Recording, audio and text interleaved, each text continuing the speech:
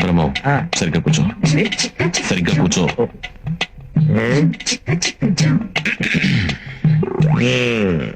పెళ్లి కూతుర్ని పిలిపించమంటావా? పిలిపించమంటాడు బాబా, అందుకే వచ్చింది. పిలిపించు. అమ్మాయిని ఒకసారి పిలిపించండి. కూర్చోండి, పిల్ల తండ్రి నేను ఉన్నానుగా, పిలుస్తాను.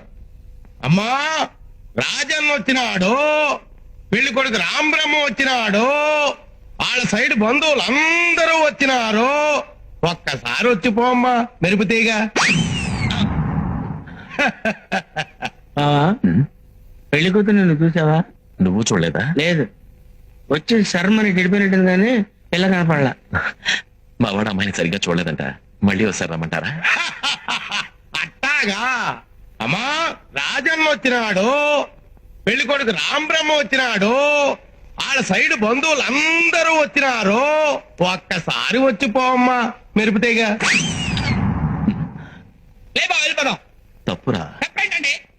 ఇందాక నేను చీర కనపడింది, ఇప్పుడు అసలు ఏమీ కనపడలా. ఏమి చూడకుండా పెళ్లి చేసుకుంటావా? పిల్లకి కొంచెం సిగ్గెక్కువ, తుర్రుమంటది, అందుకే మెరుపు తీగని పేరు పెట్టిన. మీరు ఏ పేరు పెట్టుకుంటే మాకెందుకండి?